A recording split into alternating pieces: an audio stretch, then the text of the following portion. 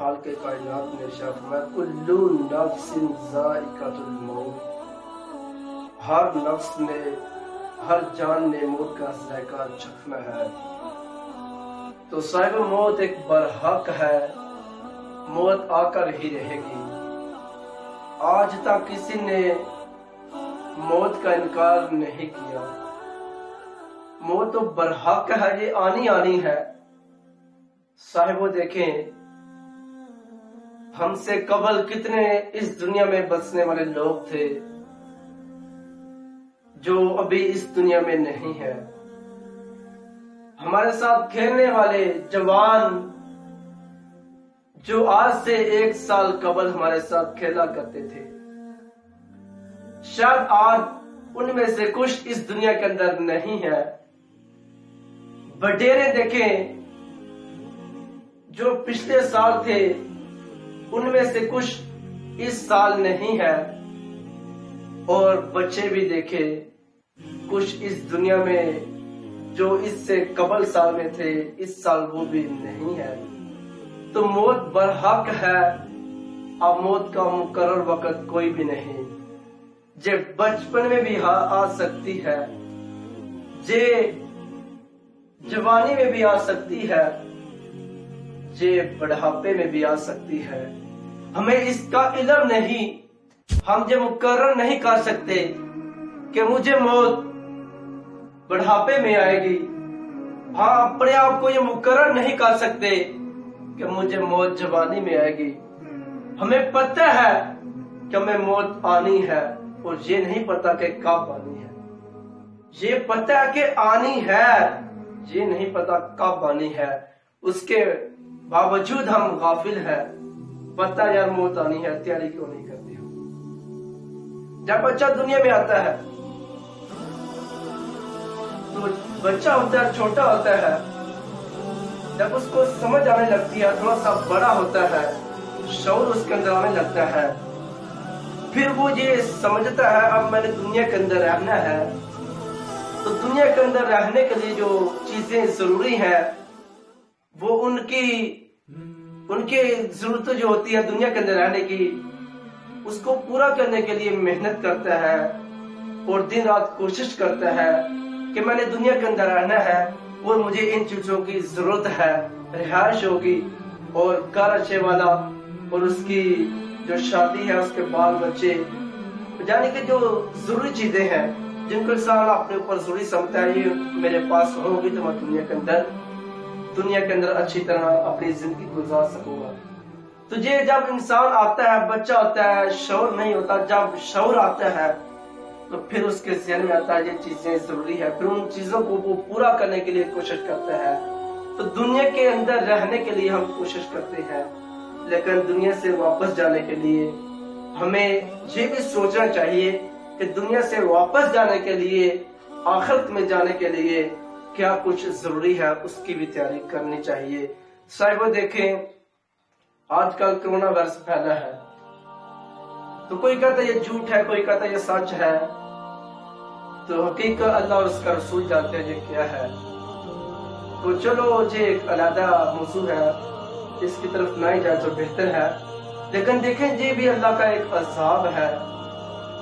اللہ ہم سے ناراض ہے، ہم نے بہت زیادہ گناہ کر لیے، اتنے گناہ کر لیے کہ اللہ رب العزت ہمیں اپنے گھر کے اندر بھی نہیں آنے دیتا۔ مساجدیں بند ہو رہی ہیں، لیکن ہم نے یہ نہیں سوچا یار مساجدیں بند کیوں ہو رہی ہیں۔ ہم حکومت کو برا بھلا کہتے ہیں کہ انہوں نے مساجدیں بند کی، اپنے اندر جان کے دیکھیں یار کہ مساجدیں بند ہونے کا کہیں ذریعہ ہم خود تو نہیں بنے۔ یہ اللہ تعالیٰ ناراض ہے، اللہ کو راضی کریں۔ صاحب ہم بہت گناہ کرتے ہیں۔ مجھے ایک شاعر میرے ذہن میں شعر آ رہا ہے، میں روز گناہ کرتا ہوں، میں روز گناہ کرتا ہوں وہ بخش دیتا ہے، میں روز گناہ کرتا ہوں وہ بخش دیتا ہے، میں مجبور ہوں اپنی عادت سے، وہ مشہور ہے اپنی رحمت سے۔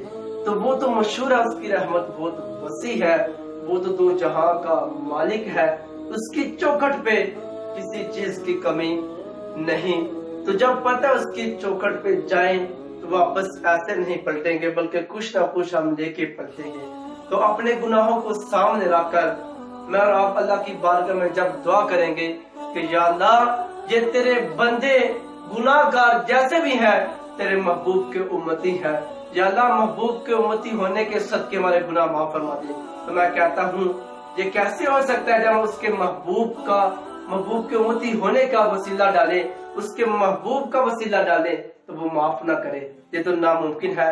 لیکن شاید ہمیں مانگنا نہیں آتا تو صاحبو ہاتھ اٹھا کے دیکھیں، وہ تو بند ہونٹوں کے اندر جو ہم سوچتے ہیں وہ بھی دلوں کے راز جانتا ہے، لیکن ہم کبھی اس کی طرف توجہ نہیں کی، ہم نے کبھی مانگا نہیں۔ تو صاحبو اس کی چوکھٹ پہ آ کر رو رو کر دعا کیا کرے، بلکہ آقا علیہ الصلوۃ والسلام نے ارشاد فرمایا اگر آپ کو اللہ تعالیٰ کی رحمت کی ضرورت ہے تو کبھی کبھی اس کو رو کے دکھایا کرو۔ شیخ سعدی فرماتے ہیں کہ اگر بچہ روئے نا تو ماں دودھ نہیں دیتی، اگر بچہ روئے تو ماں دودھ دیتی ہے، بچہ روئے نا تو ماں دودھ نہیں دیتی۔ تو اگر آپ کو بھی اس کی رحمت کی ضرورت ہے تو کبھی کبھی اس کی بارگاہ میں رو کے دکھایا کرو۔ تو اس کی حضور اگر رونے نہ آئے تو پھر کیا کرے؟ تو آقا علیہ الصلوۃ والسلام نے ارشاد فرمایا اگر آپ کو رونا نہ آئے تو رونے والا منہ ہی بنا کے دکھا دیا کرو۔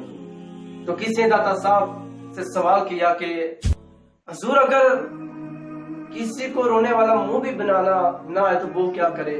اللہ اکبر، آپ نے فرمایا وہ اپنے مقدر پر روئے کہ اتنا سخت دل ہو گیا گناہ کر کے۔ تو مجھے اور آپ کو شاید اس کی بارگاہ میں رونا نہیں آتا، تو صاحب اس کی بارگاہ میں رو رو کر دعا کرے۔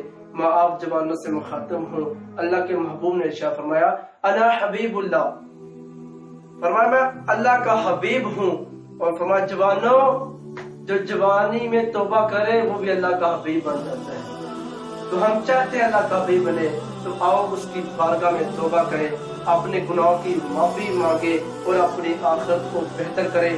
بلکہ میں آج آپ کو آج کی بات سنانے لگا ہوں، بہت پرانی بات نہیں، نہ کوئی کہانی ہے، بلکہ آج کی بات سنانے لگا ہوں کہ آج میں نے اپنی مسجد کے اندر نماز پڑھائی ظہر کی، تو مجھے فون آیا کہ فلاں گاؤں کے اندر ایک شخص ہے بہت زیادہ بیمار ہے، 3 دن سے وہ نہ کچھ کھا رہا نہ پی رہا ہے، تو آپ آئیں وہاں کر کوئی قرآن مجید کی تلاوت کرے، سورہ یاسین پڑھے تاکہ اس کی روح آسانی سے نکل سکے۔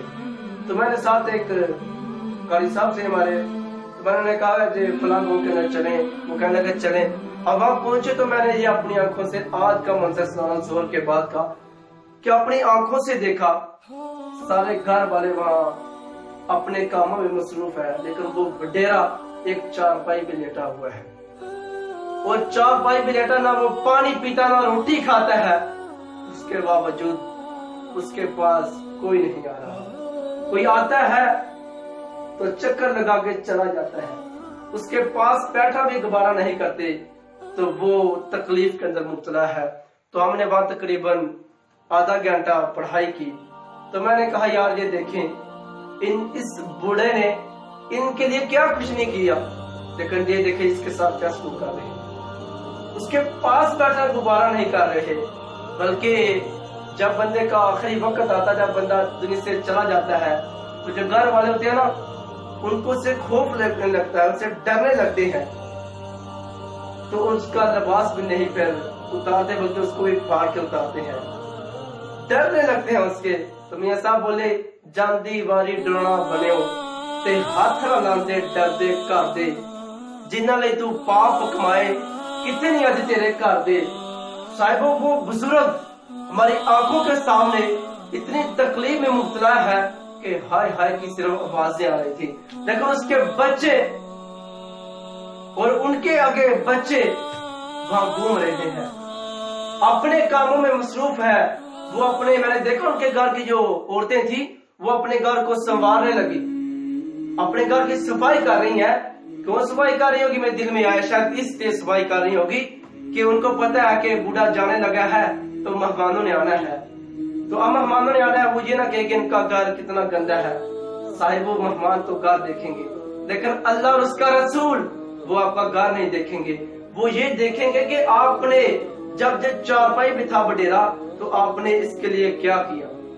बल्कि आका अलैहिस्सलाम की बारगाह में एक सहाबी आए, कहा हुजूर मेरी माँ इतनी बडेरी है कि वो बड़ा पेशाब पाखाना चारपाई पे कर देती है, लेकिन मैं उसको अपने कंधों पे उठा के तो पाखाना कराने के लिए लेके जाता हूँ, वो रास्ते के अंदर मेरे ऊपर ही पाखाना कर देती है। तो हुजूर क्या ये बराबर हो गया कि जब मैं बचपन में था तो मैं भी अपने माँ के ऊपर पेशाब कर देता था, तो अब मैं माँ भी वही अमल कर रही है, जिस तरह मैं ऊपर पेशाब करता था इसी तरह माँ मेरे ऊपर पेशाब कर रही है, तो क्या ये बराबर हो गया। तो आका अलैहिस्सलाम ने फरमाया नहीं, आपकी नीयत कुछ और है, उनकी नीयत कुछ और होती थी। कहा हुजूर क्या मतलब। फरमाया जब आप बच्चे थे आप अपनी माँ के ऊपर, अपनी माँ के कपड़ों के ऊपर पाखाना पेशाब करते तो आपकी माँ आपको बद्दुआ नहीं देती थी, आपकी माँ ये नहीं कहती थी कि या अल्लाह इस बच्चे को उठा ले, ये नहीं कहती थी, बल्कि कहती थी या अल्लाह मेरे लाल को लंबी उम्र देना। आपकी माँ को दुआ देती थी, लेकिन आप जब अब आपकी माँ आप पर पेशाब पाखाना कर दे तो आप ये नहीं कहते या अल्लाह माँ को लंबी उम्र देना, आप ये कहते होंगे कि या अल्लाह माँ को पर्दा दे दे। आपकी माँ की नीयत अच्छी थी, वो आपके लिए दुआ करती थी, आप अपनी माँ के लिए दुआ तो नहीं करते। तो इसलिए अब बडेरा वो बढ़ापे में है, चारपाई पे है, खुद उठ के बैठ भी नहीं सकता, आंखें बंद है, एक आंख खोलता है। लेकिन बच्चे आते हैं, आंखें ऐसे जाग के देखते हैं, फिर भाग जाते हैं, कहते हैं माँ उस बच्चे की अभी माँ अभी उस बाबे की दादे की आंख थोड़ी सी खुली है। यार बच्चे भी देखें ये बातें करने लगे हैं, लेकिन उस बाबे ने मजदूरी की दिन रात लगाकर उनके लिए क्या कुछ नहीं किया। तो शायद वो जिनके माँ बाप जिंदे हैं उनकी खिदमत करके अपने आखिरत को बेहतर बनाए। आखिरत तो इतने मामले सख्त है आखिरत के कि वह बाप बेटे का नहीं होगा और बेटा बाप का नहीं होगा, माँ बेटे की नहीं होगी, बेटे माँ के नहीं होगी। बहुत मामले सख्त है आखिरत के। तो जो क़यामत के दिन सबसे पहला हिसाब होगा वो नमाज का होगा। आपने नमाज से बार बार सुना होगा कि क़यामत के दिन सबसे जो पहला सवाल होगा वो नमाज का होगा। हमें पता है कि क़यामत के दिन सबसे पहला सवाल नमाज का होगा, उसके बावजूद हम नमाज नहीं पढ़ते। तो शायद वो किसी ने क्या कहा था, बहुत लंबा उसने एक लिखी लिस्ट लेकर उसका मफहूम जो मेरे ज़हन में आपको सुनाऊं। उसने कहा था कि जिसकी नमाज अच्छी उसकी दुनिया अच्छी, जिसकी दुनिया अच्छी उसकी मौत अच्छी, और जिसकी मौत अच्छी उसकी कब्र अच्छी, और जिसकी कब्र अच्छी उसकी आखिरत अच्छी, और जिसकी आखिरत अच्छी उसकी जन्नत पक्की। तो ये किसी ने हकीकत लिख दिया। तो हम चाहते हैं कि हमारी आखिरत बेहतर हो। देखिए उसने कैसा ये शेड्यूल बनाया है, नमाज से चला है दुनिया के अंदर, फिर आया, फिर वो कब्र के अंदर आया, मौत से कब्र, कब्र से फिर क़यामत के आगे सीधा जन्नत में। तुझे नमाज एक ऐसी चीज है कि इसके जरिए हम जन्नत में जा सकते हैं, अपनी आखिरत बेहतर कर सकते हैं। तो साहिबो देखें आज हम हर काम कर लेते हैं, आज हमारे पास वक्त है। हम आज मेरे उस्ताद फरमाया करते थे, अक्सर ये हमें फरमाते थे कि बेटा वक्त पर समझ नहीं होती, जुमले को समझे, वक्त पर समझ नहीं होती और समझ पर वक्त नहीं होता। मतलब कि बेटा अब आपके पास वक्त है, आप पढ़ सकते हो, लेकिन आपके पास समझ नहीं है। आप समझ नहीं रहे कि हम ना पढ़ेंगे तो हमारा क्या नुकसान होगा। आपके पास वक्त है, समझ नहीं। फिर फरमाते हैं कि एक वो वक्त आएगा कि समझ होगी, वक्त नहीं होगा। आप बड़े हो चुके होंगे, आप मजदूरी शुरू कर देंगे, फिर आपको समझ आएगी यार पढ़ लेते तो कितना अच्छा होता, लेकिन उस वक्त आपको वक्त नहीं मिलेगा। तो अब हमारे पास वक्त है, हम आखिरत की तैयारी कर लें, और वक्त है तो हमारे पास शायद सोच नहीं। देखिए जब क़यामत का दिन होगा हम अपने सामने सब कुछ देखेंगे, फरिश्तों को देखेंगे और जहन्नम को जब देखेंगे फिर हमें सोच आ जाएगी, फिर बड़े बड़ों को समझ आ जाएगी यार दुनिया को इस तरह नहीं गुजारना चाहिए। बल्कि क़यामत के दिन इतने सख्त हैं, जो बंदा जहन्नम के अंदर जाएगा ना तो आका अलैहिस्सलाम ने इरशाद फरमाया कि उसको जो सबसे हल्का जो अज़ाब दिया जाएगा ना, वो ये होगा कि उसको आग की चप्पल पहनाई जाएगी। अब आग की चप्पल पहनाई जाएगी, ये सबसे हल्का अज़ाब।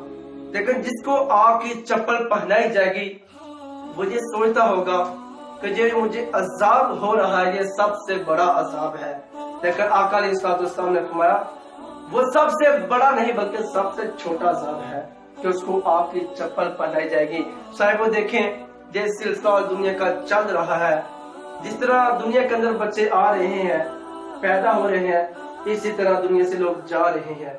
ये सिलसिला आने जाने का जारी है, तो हमें हमारे आंखों के सामने कितने लोगों की मौत होती है। लेकिन साहिबो, बल्कि बचपन में हम पढ़ा करते थे, जब अभी पढ़ते हैं, आप भी पढ़ते होंगे, अपने सब जो बुजुर्ग हैं, देखिए जब हम स्कूल पढ़ा करते थे तो जब सबक ना आए तो उस्ताद क्या करते थे, एक लाइन के अंदर बच्चों को खड़ा कर देते थे। ऐसे ही बात अलावा साहब, एक लाइन के अंदर बच्चों को खड़ा कर देते तो उस्तादों ने अब क्या करना, स्टिक पकड़नी, और लाइन के अंदर बच्चे खड़े हैं, पहले बच्चे को मारना। जब पहले को मारा तो दूसरे के दिल में क्या था, इसके बाद मेरा नंबर है। दूसरे के दिल में ये आता था कि यार पहले को मार पड़ रही है, इसके बाद मेरा नंबर है। जब दूसरे को पड़ती फिर उसके बाद साथ वाले के दिल में ये आता, इसके बाद मेरा नंबर है। लेकिन दुनिया के अंदर लोग रोजाना जा रहे हैं। हमने कभी ये नहीं सोचा यार आज ये चला गया है, इसके बाद मेरा नंबर है, कभी ये सोचा नहीं। साहिबो, मुझे आपको इस पर भरपूर सोचने की जरूरत है। मुझे जो आपने मौजू दिया, मैं आया था किसी और जहन से, लेकिन अभी मुझे कल साहब ने ये हुक्म किया कि आखिरत के हवाले से कुछ बातें आपके होश गुजार करने का, तो मैं वो कर रहा हूँ। तो देखें, मैं भी आया हूँ गुजरावाला से सफर करके आपके यहाँ पहुंचा हूँ। यकीन जाने जिस तरह का आपका ये रोड है, सड़क है आपकी, तो गुजरावाला से जहाँ पहुंचने तक बंदा वैसे ही बंदे को मौत याद, आखिरत याद आ जाती है कि इस तरह का आपका रोड है। तो रात का वक्त था, तो हम वहां से आए तो मेरे साथ वाले कहने लगे हम कहाँ जा रहे हैं। मैंने बोला प्रोग्राम में जा रहे हैं। हम कहने लगे यार देखिए प्रोग्राम में जा रहे हैं, कब्र में जा रहे हैं। मैंने बोला यार प्रोग्राम में ही जा रहे हैं। तो रास्ता इस तरह का, यानी कि मुझे भी डर लगने लगा। तो मुझे वैसे उधर से थोड़ा डरा मैं, तो साथ वाले भी डर के, इतना गंदा रास्ता और अंधेरा था, जंगल झाड़ी। तो उसके बावजूद मुझे इधर पहुंचा तो मौजू वही दे दिया कि आखिरत के हवाले से बात की जाए। तो मैं आपके सामने हाजिर हूँ। देखें, पिछली मरतबा में आया था, ने मुझे कहा कि कुछ लोगों ने गिला किया, शिकवा किया कि हमें टाइम कम मिला है। तो मैं इस बार ये नहीं कहूंगा कि मैंने आगे प्रोग्राम पे जाना, पिछली दफा मैंने जाना था इसलिए मैंने आपसे माजरत कर ली थी। तो अब मैंने किसी आगे नहीं जाना, आज मेरा सिर्फ यही प्रोग्राम है और मैं आपके यहाँ आया हूँ। तो मैं आपको आके मैसेज जो दे रहा हूँ उसको समझे।